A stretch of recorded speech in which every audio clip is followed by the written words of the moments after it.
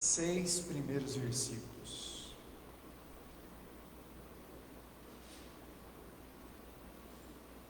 Salmo de número 108, até o versículo 6.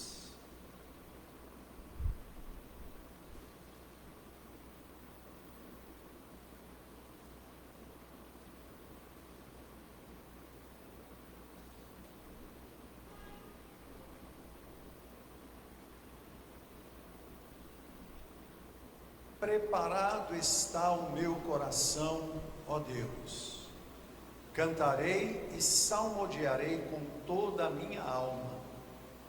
Despertai saltério e harpa. Eu despertarei ao romper da alva. Louvar-te-ei entre os povos, Senhor, e a ti cantarei salmos entre as nações. Porque a tua benignidade se eleva acima dos céus, e a tua verdade ultrapassa as mais altas nuvens.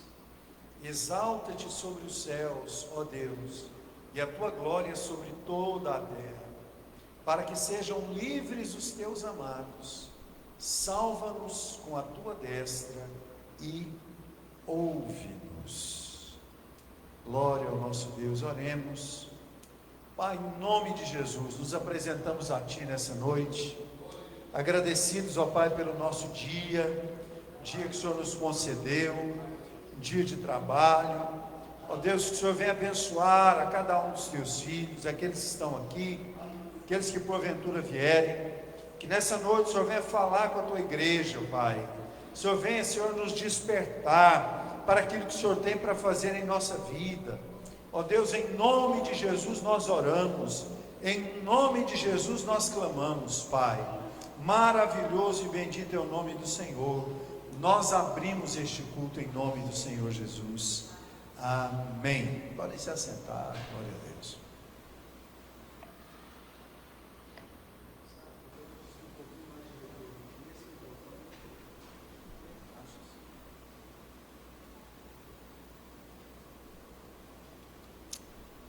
Ó doce nome de Jesus.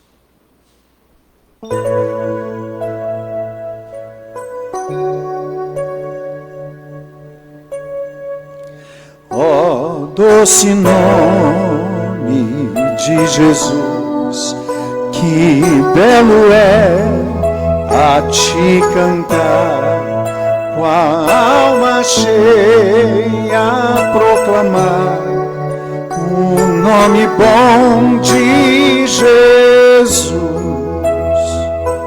Jesus, ó meu doce Rei, Jesus, verdadeiro Deus.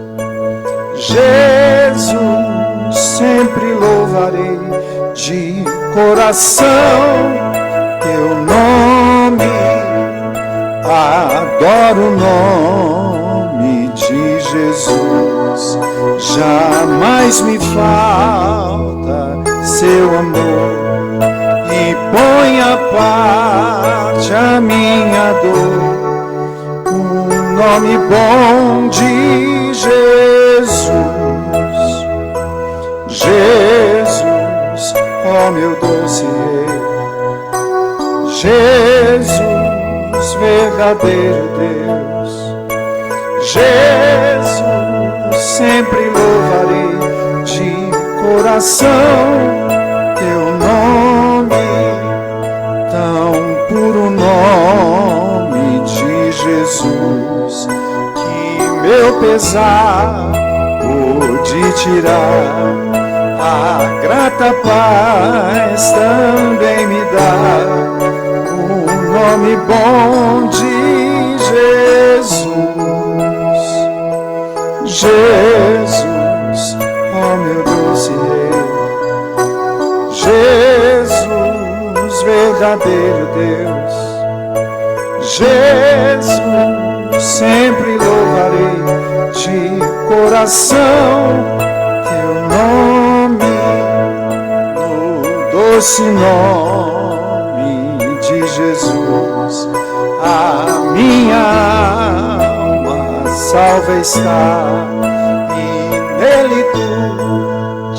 salvarás, no nome bom de Jesus.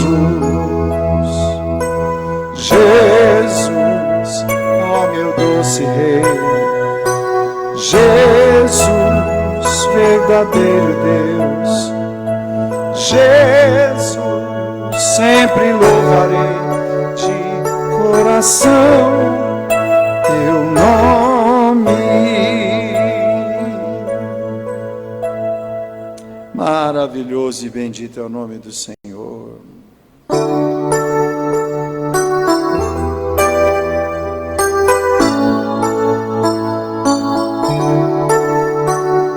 Se ao inimigo temes combater, se estás em trevas e não tens poder, que a formosa luz de Deus fulgure em ti, e serás feliz assim.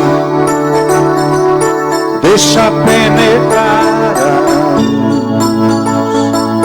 deixa penetrar a luz, que a formosa luz de Deus fulgure em ti, e serás feliz assim. Se a tua fé é fraca no Senhor, e não os mostras fruto ou nenhum fervor, que a formosa luz de Deus fulgure em ti, e serás feliz assim.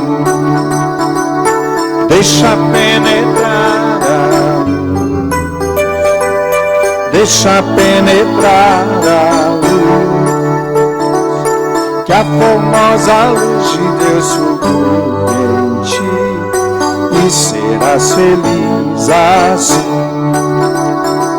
Se na luz estamos, que divina luz, se nos limpa sempre o sangue de Jesus, temos claridade em nosso coração e vivemos nós na luz.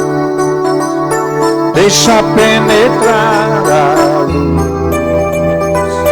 deixa penetrar a luz, que a formosa luz de Deus fulgure em ti, e serás feliz assim.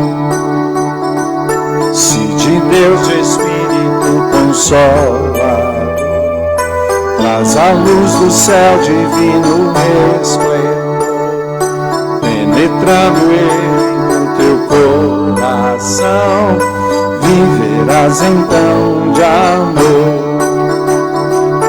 Deixa penetrar a luz, deixa penetrar a luz, que a formosa luz de Deus fulgure em ti, e serás feliz assim. Se alegre fores a mansão sem par, ó, enfrenta as trevas que vão se afastar, que a formosa luz de Deus fulgure em ti, e serás feliz assim. Deixa penetrar a luz, deixa penetrar a luz, que a formosa luz de Deus fulgure em ti, e serás feliz assim.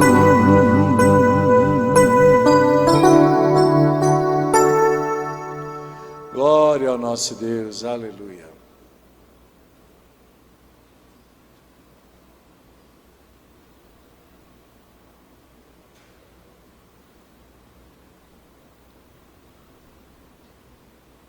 Glória a Deus. Pedir a Sara um pouquinho mais de retorno aqui nesse microfone. Glória a Deus. Beleza. Som. Acho que tá bom. Se não der microfonia, se der, depois a gente retorna aí. Depois a gente retorna o retorno. Irmãos, nós começamos aí uma nova revista da Escola Bíblica Dominical e já tivemos a primeira aula no domingo sobre Jetro, sogro de Moisés. Próxima lição, domingo que vem, será sobre Josué, sucessor de Moisés. Depois nós teremos Caleb, Caleb que é um personagem também muito inspirador, contemporâneo ali de Josué. Dos 12 espias que foram na terra prometida espiar, apenas Josué e Caleb entraram na terra. Raabe, quarta lição. Quinta lição, Ruth. Depois Ana, Davi. Oitava lição, Abigail. Depois Lázaro, Pedro. 11ª lição, Cornélio. 12ª, Dorcas. E por último, Paulo, o apóstolo. Então, se você não tem ainda a sua revista, procure a Sara, adquira a sua revista e venha para a Escola Bíblica Dominical. Começa com o café da manhã, às 9 horas. Você pode então estar participando. Nós queremos continuar pedindo oração aí da igreja pelo Gustavo, né? Toda a família de Irmã Coraci, Gilson aí da Rosélia. Gustavo, todo mundo sabe, está acamado, né, com enfermidade. E não esqueça de orar, né? Não esqueça de clamar ao Senhor pela vida dele. Esteja sempre clamando, sempre buscando a face do Senhor aí, para que Deus esteja ouvindo o nosso clamor e a nossa oração. Eu, durante muito tempo, comentei isso, e às vezes eu acho que tem muito tempo que eu não comento, né? Que quando Jesus orava por alguém, né? Ele parava e dava atenção para alguém, antes de orar, antes de curar alguém, né? A Bíblia diz, movendo-se de íntima compaixão. Nós temos que ter compaixão, né? Às vezes eu ia em hospital ficar com algum parente que estava internado, alguma coisa assim, e às vezes eu sentia aquelas enfermeiras assim, um pouco frias, né? Pessoal um pouco frio, assim, parece que estava lidando com coisa, não com gente, né? É claro, depois estudando um pouco sobre psicologia, a gente entende que não dá para você carregar a dor de todo mundo nas costas. Você tem que, de alguma forma, se blindar emocionalmente, né? Mas, como igreja, a gente precisa se compadecer uns pelos outros. Se tem algum enfermo, a gente ora como sendo um parente nosso, que de fato é. Então, a gente precisa ter isso em nosso coração, né? Sempre nos lembrar. E às vezes a gente não lembra no nosso horário de oração convencional, o costumeiro, né? É difícil achar uma palavra assim, porque a oração não é nem costumeiro nem convencional, né? Toda vez que nós oramos, nós entramos na presença do Senhor. Então, mesmo que a gente tenha um horário marcado, isso não pode ser uma mera rotina mecânica, tem que ser algo novo, né? Cada vez que nós entramos na presença do Senhor. Mas caso nesses momentos de oração a gente talvez esqueça de orar por alguém, ou sobre algum motivo que nós temos apresentado diante do Senhor, se você estiver na rua, hoje ninguém fica mais em fila de banco, eu já orei muito em fila de banco, estava na fila do banco ali, tinha que ficar um tempão lá esperando, né, coisa acontecer, aí eu ficava lá, de boca fechada, né, mas orando, clamando e orando, aí lembrava de muita coisa ali que eu precisava resolver. Eu sou da época que você ficava na fila do banco sem celular, né? Porque não tinha. Hoje a pessoa não tem fila do banco e tem celular, né? Antigamente não tinha, né? Não tinha celular, não tinha fila de banco. A pessoa ficava um tempão lá, perda de tempo, que coisa. E ali então eu aproveitava aquele tempinho para estar orando e intercedendo. Se Deus te lembrar, em algum momento, né? Algum momento do seu dia, lembrar de um nome, apresenta aquele nome ao Senhor. Seja um irmão da igreja, seja um parente, seja alguém. É muito válido essa menção que nós fazemos, mesmo que seja uma coisa rápida. Senhor, me lembrei agora do teu servo, da tua serva, Me lembrei agora desse meu parente, quero apresentar diante do Senhor.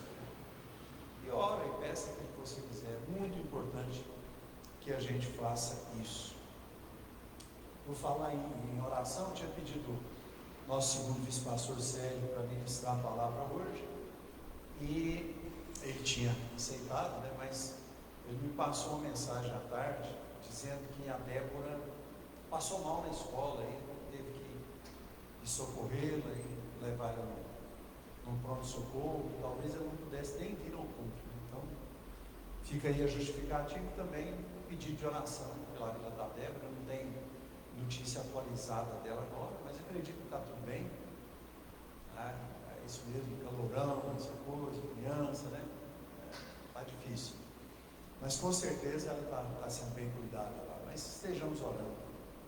Amém? Glória a Deus. Vamos ficar de pé, vamos orar pelas nossas finanças. Nosso primeiro vice-pastor está ali fazendo o papel de diácono, recepcionando o povo. Vamos orar. Se você trouxe uma oferta, se você trouxe o seu dízimo, prepare. Muito importante que nós estejamos reconhecendo ao Senhor na nossa vida, com palavras e com gestos, com atitudes. E ofertar é um gesto, uma atitude, um testemunho público da nossa fé, de que nós cremos que Deus é aquele que cuida de cada um de nós. Senhor, nos apresentamos diante de Ti, Pai. Sei que esse é um momento de orarmos para que o Senhor venha abençoar a nossa vida financeira, mas nós mencionamos aqui pelo menos 2 nomes hoje, Gustavo, Pai. E nós pedimos ao Senhor, como temos orado, que o Senhor visite aquele leito ali, Pai. Visite Gustavo ali naquele leito, Pai. Ó Deus, o Senhor é aquele que tem nas mãos todo o poder. Eu sei que às vezes nós desconhecemos seus propósitos, mas como igreja nós oramos, Pai. Como igreja nós clamamos, faça um milagre. Ó Deus, apresentamos a vida da Débora ao Senhor. Nós pedimos, Pai, seja sustentando a saúde dela, seja cuidando ali do Célio, da Miriam, Pai. Em nome de Jesus, Pai.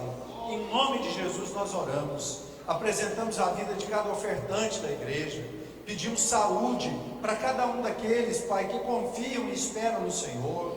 Que o Senhor nos dê força para trabalhar. Que o Senhor nos dê, Senhor meu Pai, um orçamento para administrar. Que o Senhor nos dê, Senhor meu Pai, em nome de Jesus, Pai, a força e a unção do Teu Espírito Santo sobre a nossa vida. É o que nós te pedimos, Pai. Em nome de Jesus, abençoe cada um dos ofertantes. Receba cada oferta, cada dízimo nessa noite. Em nome de Jesus. Amém. Nós vamos cantar, vocês podem se assentar. Vou cantar uma canção nessa noite, depois nós vamos para a ministração da palavra.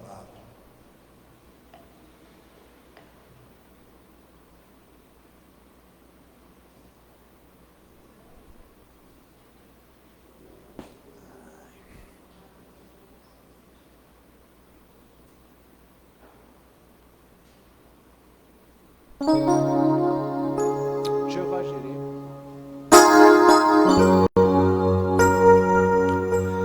O fogo não me queima,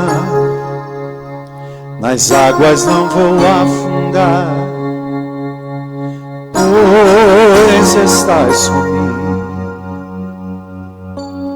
Não estou sozinho, eu estou guardado no esconderijo. Não estou sozinho, Tu estás comigo. Tenho medo porque se eu estou guardado por quem nunca perdeu batalhas, seu nome é Jeová Jireh, irás prover de novo. Eu creio em Ti, haja o que houver, venha o que vier.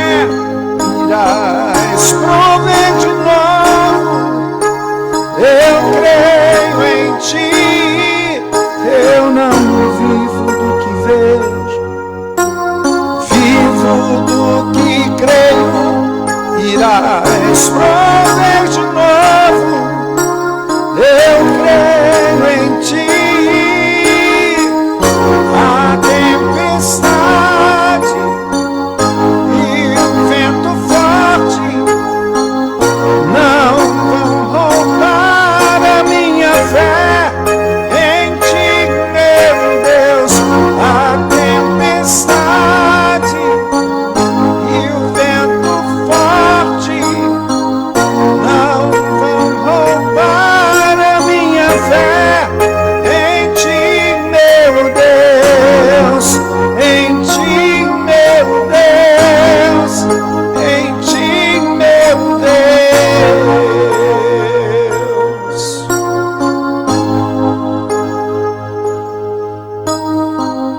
Tem medo que se eu estou guardado por quem nunca perdeu batalhas, seu nome é Jeová Jireh. Irás prover de novo. Eu creio em ti. Haja o que houver, venha o que vier, irás prover de novo. Eu creio em ti. Eu não vivo do que vejo, vivo do que creio. Irás prover de novo. Eu creio em ti. Esse é o nosso Deus, maravilhoso, poderoso, santo. Receba a nossa adoração, Senhor. Maravilhoso e bendito é o nome do Senhor. Aleluia, aleluia, aleluia. Santo, santo é o Senhor. Glória ao nosso Deus.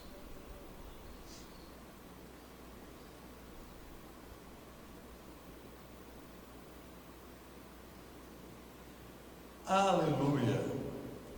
Nós vamos ler no livro do Êxodo, capítulo 4. Nós vamos ler aí dos versículos 1 ao 9. Essa é uma passagem que eu gosto muito da palavra do Senhor.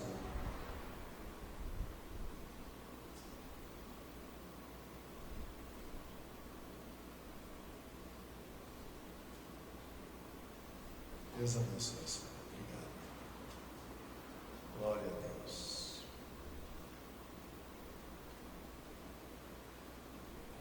Êxodo, capítulo 4, versículos 1 ao 9. Diz assim: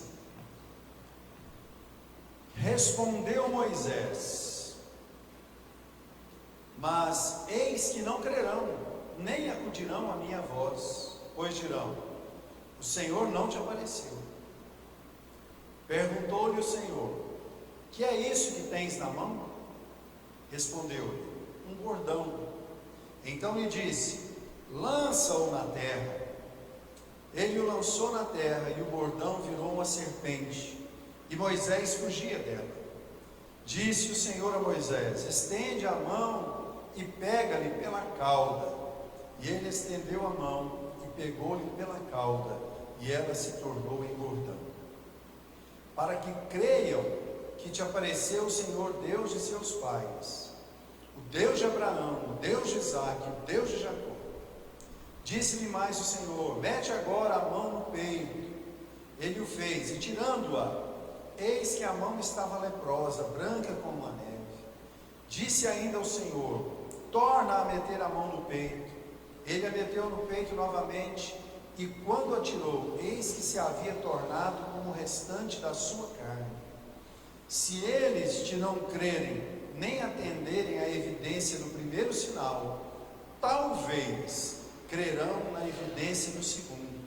Se nem ainda crerem mediante esses dois sinais, nem te ouvirem a voz, tomarás das águas do rio e as derramarás na terra seca, e as águas do rio que tomares e as águas que do rio tomares, tornar-se-ão em sangue sobre a terra. Meus irmãos, é uma das passagens bíblicas para mim mais poderosas, né? Porque Moisés está ali já 40 anos pastoreando as ovelhas do seu sogro Jétro. De repente ele vê um fenômeno que não era corriqueiro, mas que acontecia, né? Volta e meia havia uma combustão espontânea ali, uma plantinha pegava fogo lá, fino, sol causticante, né? Vapor, a oleosidade da seiva das plantas, e de repente ele viu uma sarça pegando fogo e tá pegando fogo, normal, né? Mais um dia no deserto. De repente ele olha, mas aquele fogo está demorando a apagar. Ele espera mais um pouco, aquele fogo não está apagando. Ele está constante, né? Está regular e constante. Aí foi e chegou perto e notou que a planta não se consumia com fogo. Então Deus falou: tira as sandálias dos seus pés, porque o lugar que você pisa é terra santa. Ele assim o fez e Deus começou a falar com ele. E ele falou assim: quem é o Senhor? Ele falou: eu sou o que sou. Eu sou o que sou. Aí Deus dá uma missão para Moisés: vai lá no Egito e fala para o faraó para ele liberar meu povo. Primeiro, antes de lidar com o faraó, Moisés tinha que chegar para o povo e dizer que ele foi enviado de Deus para libertar o povo. Porque senão, se o povo não tivesse uma concordância, ele não seria livre ao sair de lá, sairia como escravo, né? Já pensou se Deus não tivesse dado opção para o povo? Moisés chegou para o povo e explicou: Deus apareceu para mim e ele vai tirar o nosso povo aqui do Egito. Eu vou voltar ao texto ali e explicar que antes disso aqui, claro que Moisés enfrentou as suas lutas, as suas dificuldades para que o povo acreditasse nele.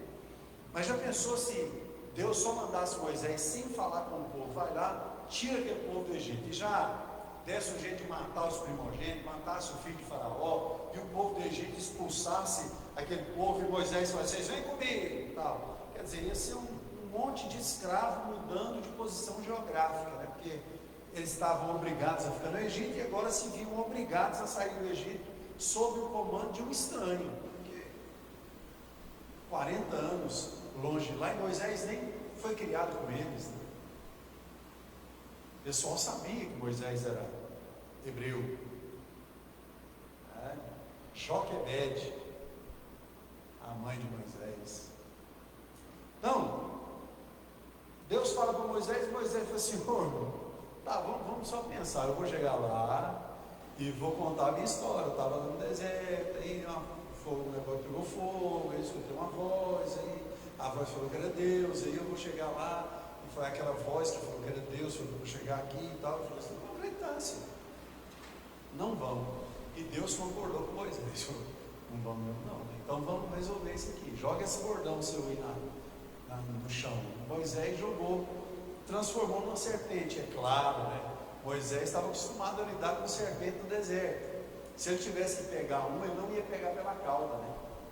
Primeiro, se ele pudesse sair de perto, que foi o que a Bíblia diz que aconteceu, né? Ele jogou o bastão no chão, e a Bíblia diz que aquele bastão se transformou numa serpente, e Moisés foi tomando distância, né? O que eu quero com a serpente? Deus falou: vai lá e pega aquela serpente pela cauda. Porque aí precisava ter fé mesmo, né? Pega pela cauda, confiança total no Senhor. Moisés passou no primeiro teste, foi lá e pegou pela cauda, ela virou passar. Aí ele fez o teste da lepra. Se não crerem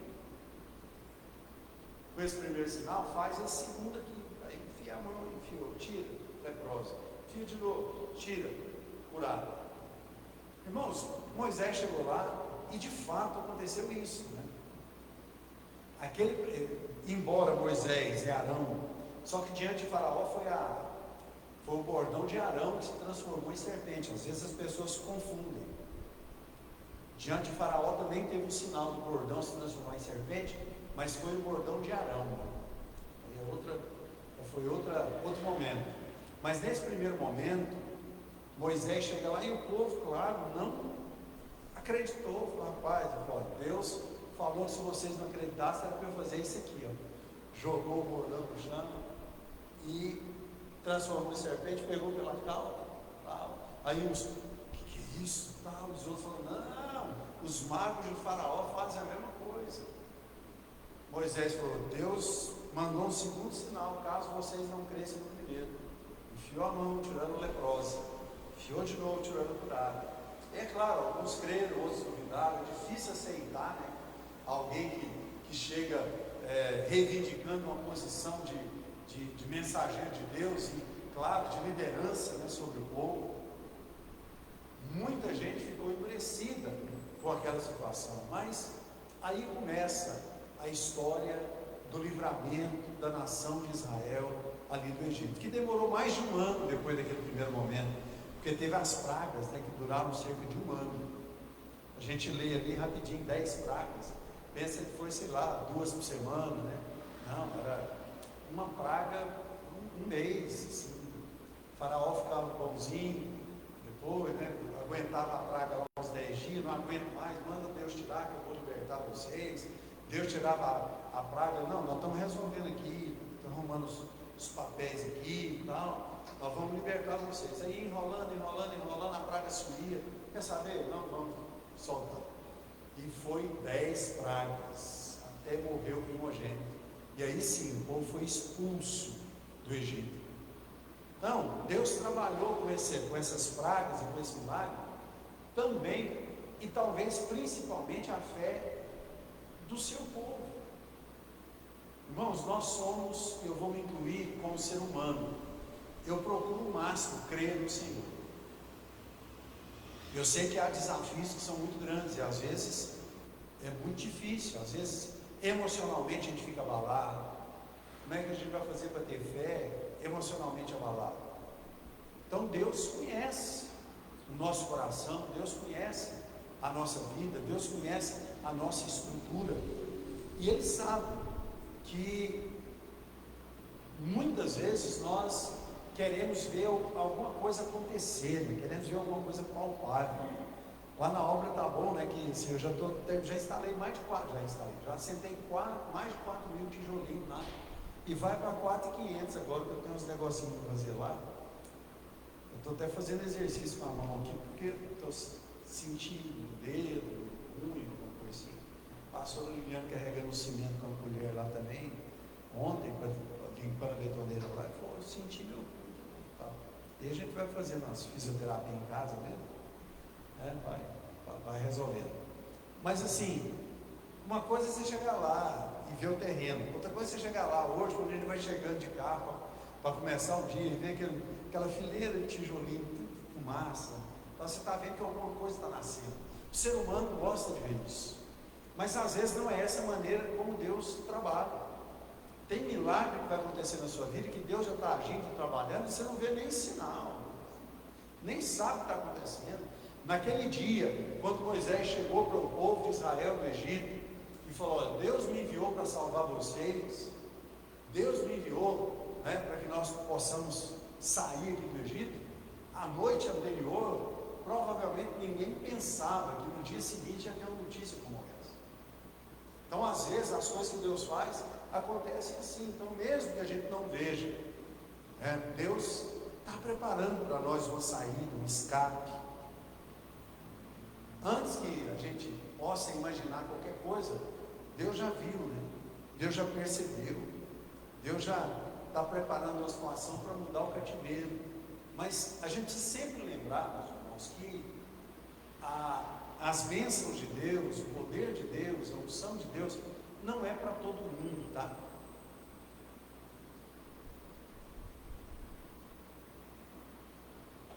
Por isso que na igreja, aqui nós falamos muito sobre vida com Deus, sobre aliança, sobre intimidade com Deus, porque Deus age na vida daquele que tem comunhão com Ele, intimidade com Ele.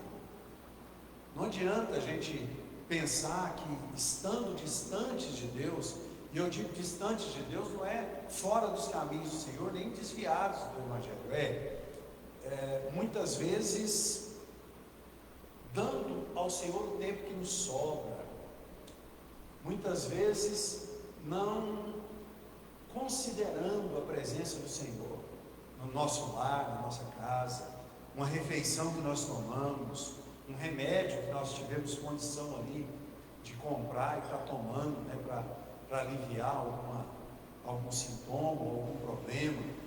Então, estar distante de Deus muitas vezes é não reconhecê-lo nas mínimas coisas, e nós precisamos aprender a fazer isso em todos os nossos dias. Então, o desafio de Deus muitas vezes é mais em relação ao seu povo do que em relação ao povo do mundo. O Egito, eu não sei se vocês sabem, assim, na Páscoa, muitas pessoas creram que Deus ia fazer o que estava prometendo. Escutaram Moisés falando, ó, vai passar o anjo da morte aí, e vai morrer os primogênitos. Alguém escutou, perguntou, falou, então entra na sua casa, prepara um cordeiro, come com a família, com roupa de partir já, passa o sangue nos umbrais da porta e fica todo mundo dentro de casa. Muitos egípcios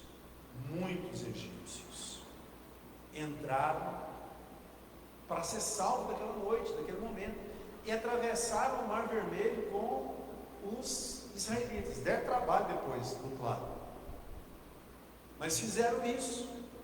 E alguns judeus, alguns israelitas, que já estavam envolvidos ali no Egito, até o pescoço, não deram ouvidos à voz do Senhor e pereceram. Um exemplo muito forte que nós temos é o de Nínive. Ou foi mais difícil Deus converter o coração de Jonas do que converter o coração de Nínive. Nínive, eu estou falando, é uma cidade, né? Deus falou, vai para Nínive. Falou para Jonas, vai para Nínive. Ele foi para Tarsis. Depois uma baleia pega ele, peixe grande, né, vomita lá na praia. E ele falou, Senhor, mas eu vou falar para esse povo incrédulo, esse povo tem uma fama de mal. Deus falou, vai lá, mas eles vão se converter. E a Bíblia diz que Jonas pregou, e eles se converteram, puseram até os animais para jejuar. Se converteu a cidade inteira. Então, às vezes, é mais fácil para Deus lidar com alguém que está fora da igreja, no sentido de entregar uma palavra e a pessoa acreditar, do que às vezes a pessoa que está no meio da igreja e acaba convivendo com a fé, e aquilo se torna uma coisa meio que, não sei, corriqueira. Mais um culto, o pastor vai cantar os hinos, né? Eles vão orar para a oferta, alguém vai trazer uma palavra lá, tal. E na realidade, meus irmãos, eu tenho uma expectativa em cada culto que nós nos reunimos, em cada culto que eu vou visitar uma igreja, eu tenho uma expectativa muito grande em meu coração. Primeiro, de sentir a presença de Deus. Segundo, de saber que eu estou ali honrando o nome do Senhor. Eu não estou num lugar qualquer. Eu estou ali na casa do meu Deus. Então é muito importante a gente ter esse sentimento e esse coração para que nós possamos ser alcançados pelo Senhor. Então, em alguns momentos a Bíblia deixa transparecer que foi mais fácil, que era mais fácil lidar com o ímpio do que com o seu próprio povo. E a gente precisa parar para pensar nisso. Aí tem até um jargão que diz aí, tirar o povo do Egito foi fácil. Difícil foi tirar o Egito do povo, porque o povo mesmo, depois de ter saído do Egito e tal, continuou a primeira fome que eles tiveram, depois do milagre do Mar Vermelho aberto. Eles tiveram a fome lá, ficou sem comer, sei lá, o dia inteiro, não sei. Aí eles começam a reclamar, assim, lá no Egito tinha pepino, tinha cebola, tinha... Agora a gente vai morrer de fome aqui, o que Deus deixou matar nós lá? Mas lá a gente estava com barriga cheia. Então é muito perigoso, né? A gente precisa aprender a lidar com essas coisas. Antes da libertação, meus irmãos, nós precisamos vencer o desafio da incredulidade. Esse desafio é muito grande, até porque, como eu disse, grande parte das vezes, Deus não demonstra nenhum sinal de que está trabalhando. Às vezes Ele não nos deixa perceber que Ele está agindo, mas Ele está. Então, o maior algoz do cristão é a falta de fé. Você vai ver no Novo Testamento o próprio Jesus falando muito sobre isso. E depois nós temos Paulo escrevendo, temos os escritores hebreus falando muito sobre fé. Ora, sem fé é impossível agradar.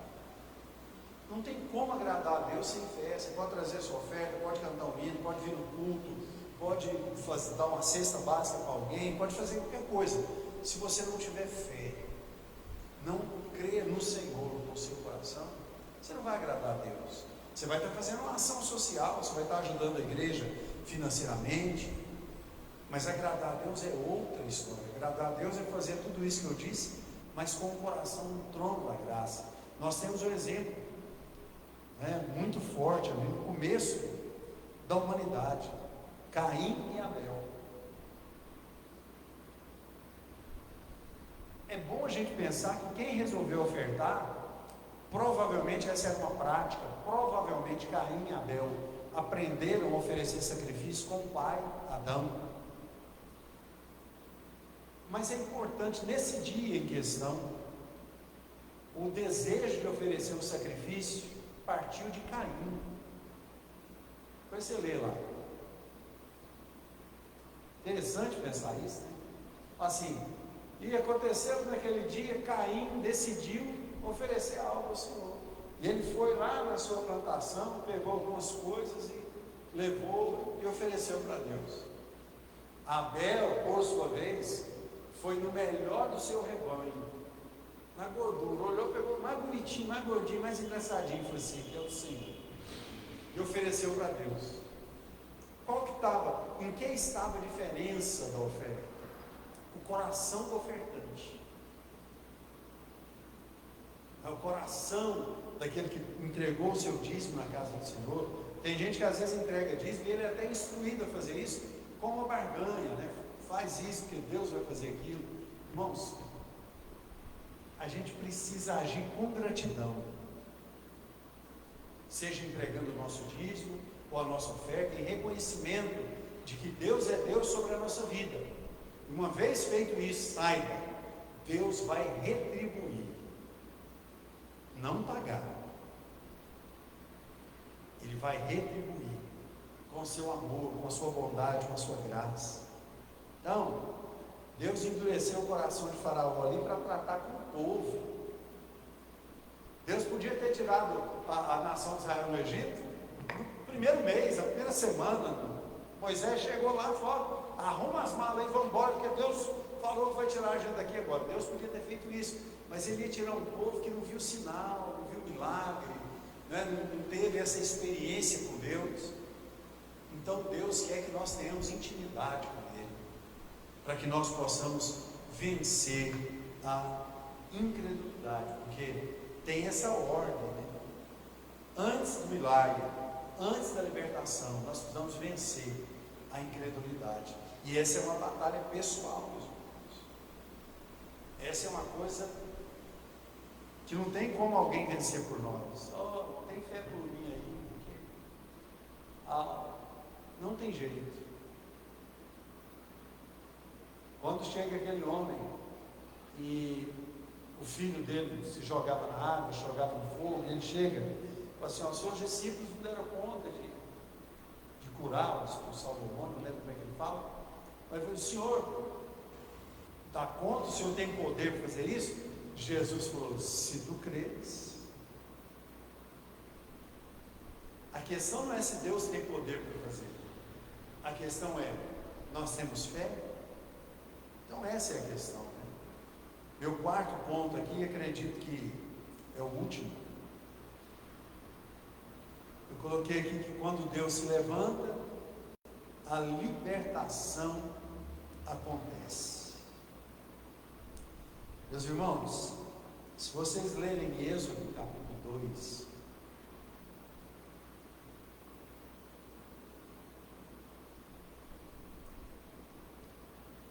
vocês vão perceber a diferença da escravidão do povo no Egito e a escravidão do povo em Babilônia. Em Babilônia, Nabucodonosor chega, conquista a cidade, fura os olhos do rei, certo? Coloca o irmão do rei para reinar no lugar dele, porque esse irmão do rei era um subversivo, estava do lado de Nabucodonosor, era um homem de confiança não de Israel, mas de Nabucodonosor. E pronto, ele chegou e devastou tudo e tomou. A gente fala que Israel foi escravo no Egito, mas Israel chegou no Egito quando José era governador. Eles tinham a terra mais fértil, melhor para criar gado que tinha no Egito. Faraó falou: escolhe qual terra você quer dar para o seu povo. José falou: a terra de Gósen. Faraó falou: é sua, põe lá. E você vai ver que essa terra ficou com eles até o dia que eles saíram para ir embora e atravessar o Mar Vermelho. Quando você vai ler lá nas pragas, quando caía saraiva do céu, granizo é pedra de gelo, saraiva é pedra de fogo. Quando caía pedra de fogo e matava os animais, a Bíblia diz que não caía nada lá na terra de Gósen. Eles estavam estabelecidos nessa terra desde que José os colocou lá.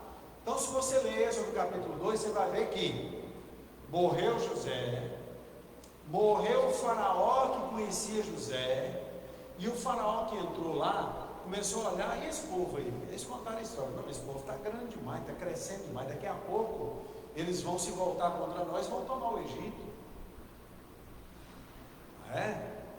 Vamos fazer alguma coisa aí, vamos matar todo menino do sexo masculino aí que nascer. Vamos matar esses meninos tudo aí, deixa só as mulheres crescer, ficar escrava aí e tal. Mataram, a matança dos primogênitos no Egito, vocês sabem, Moisés foi escondido num cestinho de junco com betume. Por isso que aquele negocinho de beber conforto antigamente chamava Moisés, né? Por causa do formato, do modelinho. O que mudou nessa situação depois de 430 anos? Primeiro passo, que lá fala assim, Êxodo 2, se lembrou Deus do concerto que fez, mas não é bem assim, porque Deus não esquece, né? A questão é que o povo estava gostando de morar no Egito. O povo negociava, trabalhava, comprava, vendia. Eles não percebiam que eram escravos. Foi só quando morre José e o faraó conhecia ele, que eles começaram então a dar serviço pesado, forçado, racionar o alimento, que aí eles começaram a chorar e clamar: Deus, tem misericórdia de nós. Então às vezes tem alguém na igreja, meus irmãos, que está contente em poder negociar com as coisas do mundo, negociar princípios de vida cristã com os do mundo, que não são princípios, né? No mundo não existe pudor, não existe amor, não existe nada dessas coisas que a Bíblia nos ensina, nos orienta e nos ordena a cultivar e a exercitar. Então, o povo começou a chorar, e a Bíblia diz: lembrou-se Deus da promessa. Mas é porque o povo começou então a perceber: nós precisamos sair dessa situação que nós nos encontramos. Então, o que nós vamos aprender aqui no ponto 4? Quando Deus se levanta, a libertação acontece. Mas quando Deus se levanta? Quando o seu povo clama, quando o seu povo ora, quando o seu povo dedica um tempo, gasta um tempo em buscar a face do Senhor. E é isso que nós precisamos entender e aprender. Em dado momento, a sentença de Deus, a resposta de Deus virá. Se ela vai nos agradar, se ela não vai nos agradar, momentaneamente, porque, como eu sempre digo, na eternidade ele vai saber tudo que Deus fez, né? Mas aqui nessa terra, às vezes Deus dá uma resposta, uma sentença que não nos agrada, porque a nossa visão é bem limitada, a gente não consegue entender os planos de Deus, a gente não sabe quais são os livramentos que Deus traz. Mas o fato é que em dado momento, o agir de Deus vai acontecer. O fator determinante para o tempo da nossa vitória é a perseverança e a fé. Perseverança e fé. Tem uma parábola, antigamente se pregava muito sobre isso, né? De repente é um tema bom da gente voltar e pregar, né? Das 10 virgens. As 10 eram virgens. Por quê? Porque está falando de igreja, né? Da noiva de Cristo. Mas fala que 5 eram prudentes e 5 eram loucas. Então não adianta a gente pensar que as 5 prudentes eram crentes e as 5 loucas eram gentias, simples. Não, todas as 10 na parábola eram noivas. Todas as 10 eram virgens. Todas as 10 eram crentes. Só que 5 delas pensaram na perseverança, né? Bom, o noivo vai chegar a tal hora, então nós vamos com as nossas lamparinas. Mas vai que acontece alguma coisa e ele demora um pouco mais chegar. Vamos levar um pouco mais de azeite, vamos levar um pouco mais de combustível, né? E as outras loucas que nada, não sei o que, vai faltar. E tem gente que gosta de escorar nos outros mesmo, né? Quando o noivo atrasa um pouco, e atrasa não, né? Porque Deus vem na hora certa, a gente é porque não tem a noção do tempo dele. E as prudentes estavam ali, colocando o azeite na lamparina para aguentar mais um pouco, as outras falaram assim: dá um pouco do seu azeite para nós. Aí que entra a assertividade, né? Aí que entra aquela questão de você saber que tem coisas que a gente pode fazer pelo outro, tem coisas que não. E essa parábola traz isso com muita clareza. As 5 prudentes falam: não, nós não vamos poder dar o azeite para vocês, porque senão vai faltar para nós e para vocês. Então é isso que a gente precisa entender. Isso está mais atual do que nunca. Fé é fundamental para a gente receber o milagre de Deus. Só que a perseverança nos faz suportar a prova do tempo, que muitas vezes é difícil suportar. Por isso que a Bíblia diz que aquele que perseverar até o fim será salvo. Tem outro versículo que eu não vou lembrar, Sara projetou ele aqui outro dia, mas fala sobre recebermos resposta de oração se não desfalecermos. Se não desfalecermos. A gente desfalece por quê? Porque falta o azeite, falta a unção. Então, você que está fazendo essa campanha, né? Construindo milagres, persevere, tenha ânimo, tenha disposição. Às vezes a gente não sabe o que Deus vai fazer. Eu quase nunca sei, mas uma certeza eu tenho: Ele vai fazer. Isso é fato. Isso é fato. Nem? Você não encontrou o versículo não, né, Santa? Se não desfalecermos lá? Se achou, a gente lê ele para terminar.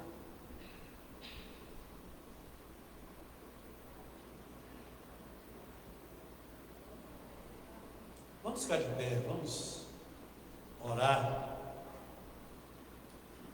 Pastor Lilian, vem aqui na frente,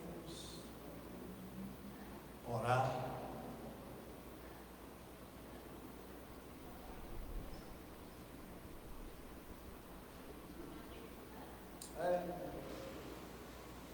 E agora eu nem lembro como é que é. Estenda suas mãos para cá. Não sei se você tem algum pedido aqui. Se não tem, coloque. Se tem, coloque de novo. Tem algum?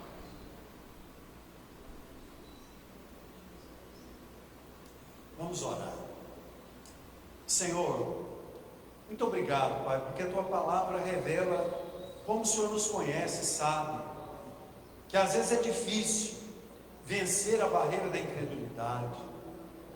Eu te agradeço porque a tua palavra, Pai, nos mostra situações e detalhes nos quais o Senhor agiu sem que o povo percebesse, mas o Senhor estava agindo. E eu sei, Pai, que na nossa vida o Senhor também está agindo em áreas que nós muitas vezes não percebemos, mas sabemos que o milagre virá. Em nome de Jesus, nós sabemos que o milagre virá. Senhor, nós clamamos, nós oramos, Pai, para que o Senhor venha abençoar cada lar representado aqui, cada família. Nós temos pedidos ali naquela urna, ó Deus, quem sabe de restauração familiar, de cura, quem sabe de prosperidade financeira, espiritualidade, Pai, unção.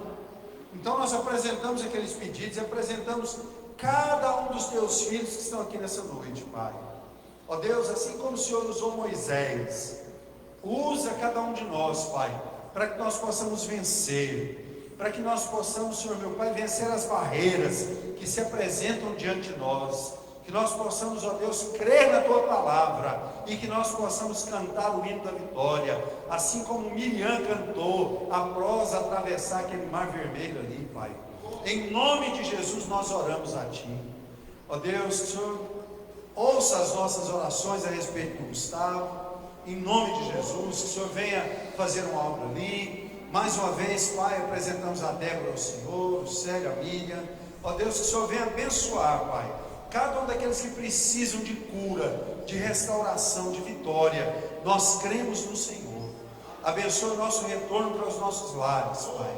Nos dê a vitória, nos dê essa outra metade da semana debaixo da bênção do Senhor. É o que nós te pedimos em nome de Jesus. Amém. Meus irmãos, está terminado em nome de Jesus. Glória a Deus.